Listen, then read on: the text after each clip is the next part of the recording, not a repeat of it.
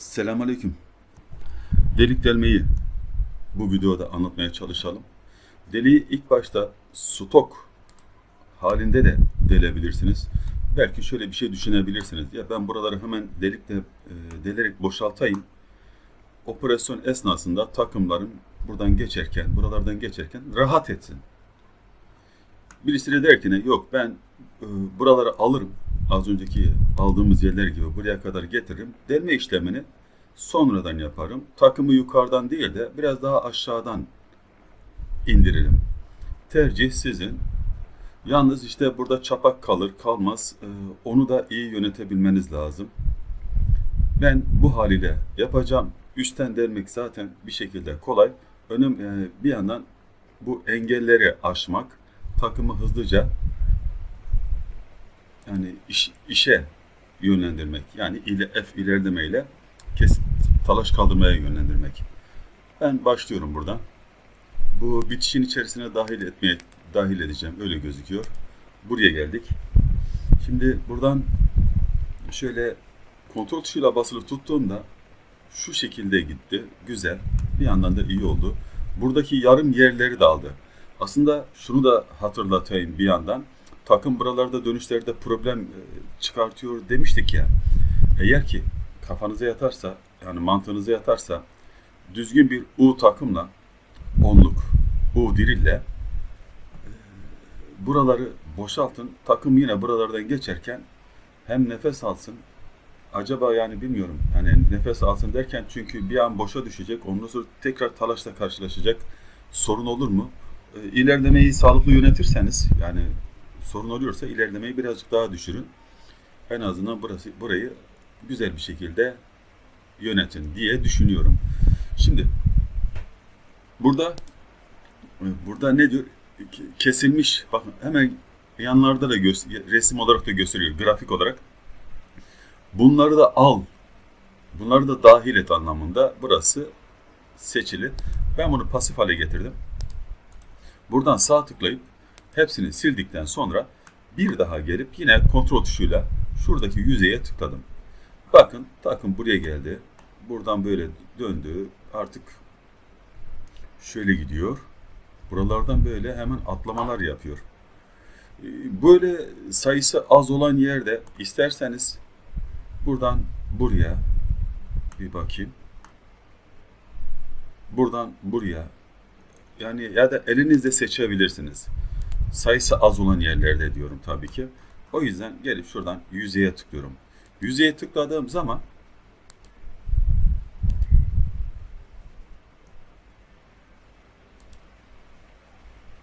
sayfayı görmem lazım. Sayfa derken şu mouse'un yanındaki ben A4 kağıdı gibi düşünüyorum. Buradan buraya geldik. Yüzeyi tekrar yani tek tek seçiyoruz. Yalnız dikkat edin aşağı kısma yakın değil de yukarı kısma yakın seçerseniz ok yönü yukarı bakacaktır. Bir daha onu düzeltmekle uğraşmayalım. Evet. Burada engel var. Buradan engeli aşıttıracağız. Buradan engeli aşıttırmamız gerekiyor.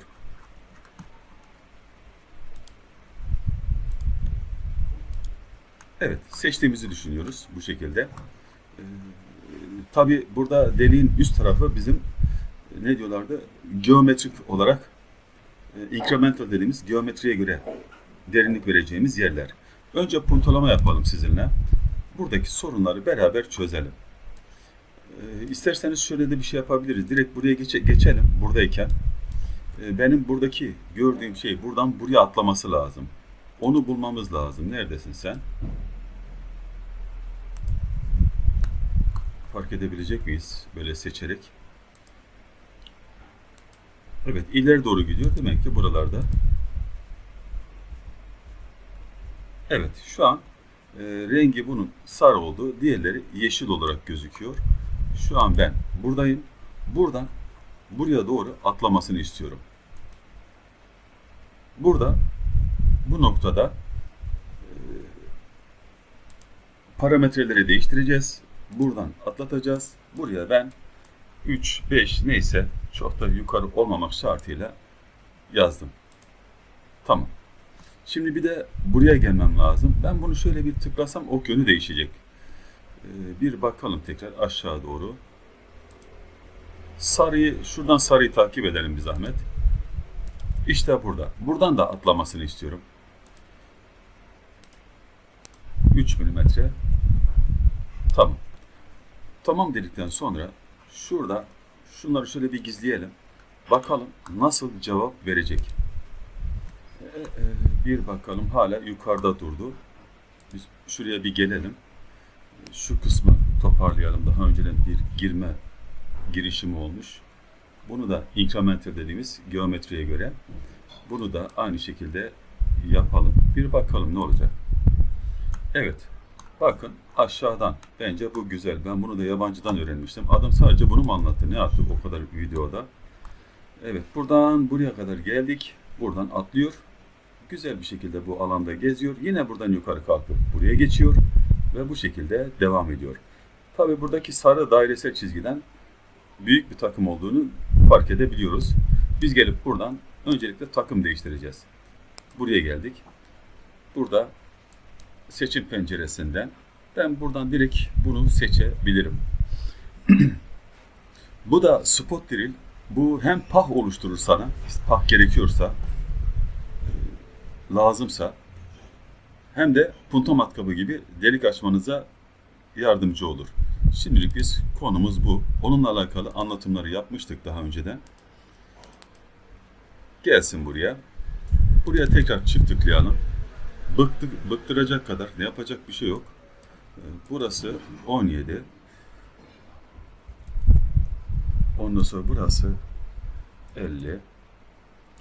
30. Çok da büyük olmasına gerek yok. Ondan sonra kesme hızı sanırım ben burada bir devir yazacağım. Diyelim ki 3500. Bilmiyorum burada devir ne olur. Kesme hızına bakın. Usta size böyle bir takım için 3500 diyorsa punto matkabında, kesme hızını da orada kafanızda hemen yakalayın. Ya da 3500'ü unutmayacaksınız. İkisinden birisi. Ondan sonra başka ne var? Bir de dalma ilerlemesi. Ben yine böyle 60 gibi bir değerle yürütmek istiyorum.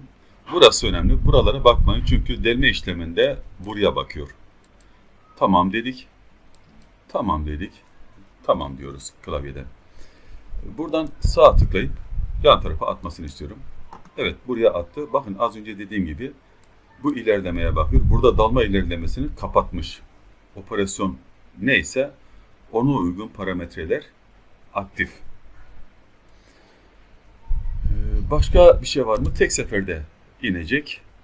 Benim bildiğim şimdilik bu. Bu işlemi yaptıktan sonra tut, hafiften sürükle. Kırmızı çizginin okun oraya geldiği zaman satırın üzerine bırak, kopyasını al. Ondan sonra buraya geleceğiz. Burada da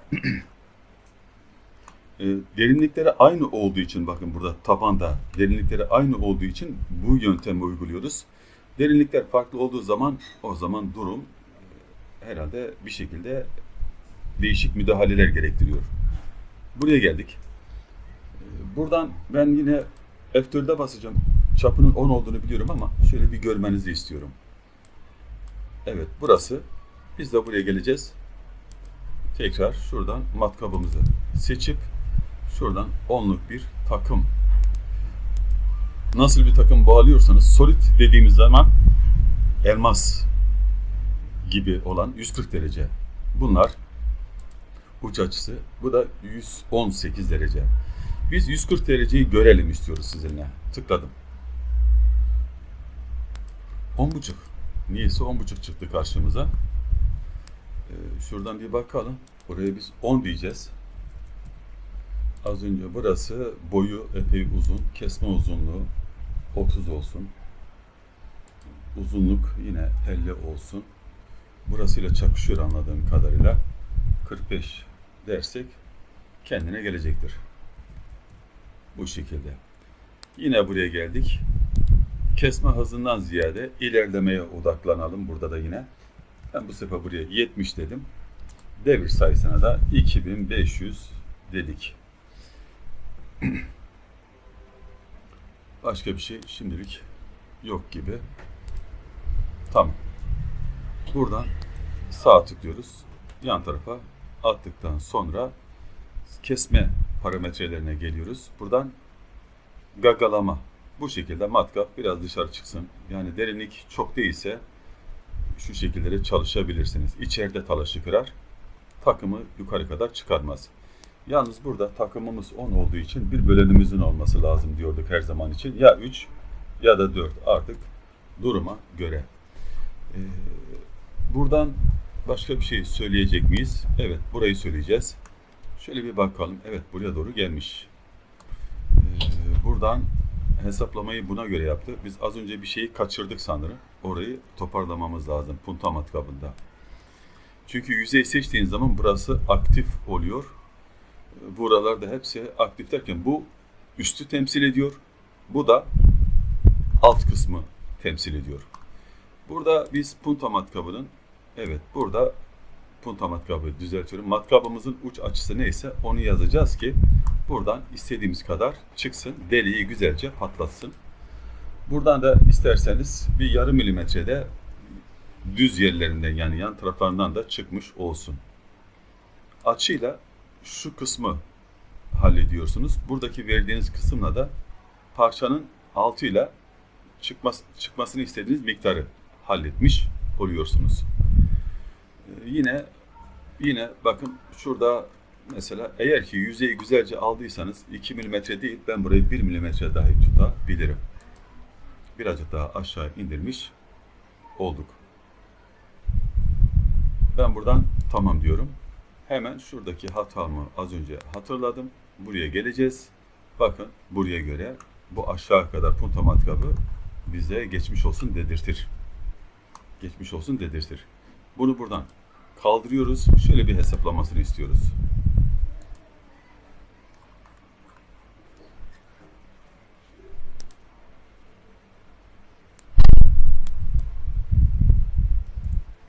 Eksi 2 diyelim. Buradaki kısımda ne oldu böyle bizi olaylar karıştı. Evet aşağıda geziyor. O zaman şöyle yapalım burayı. Buradan bunu bu şekilde seviye olarak bu şekilde seçelim. Aşağı doğru indi. 2 mm bakalım hala aşağıdasın. Neye göre? Incremental'a göre. Biz isterseniz bunu da buradan eksi 12 yapalım. Bir nefes alalım. Yani 2 mm fazla gelir derseniz çünkü ben 1-1,5 mm duyuyorum.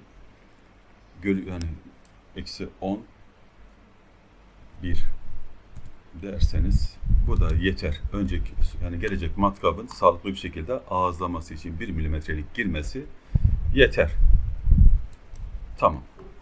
Bunu da bu şekilde inşallah hatamızı düzelttik. Bizi mazur görün.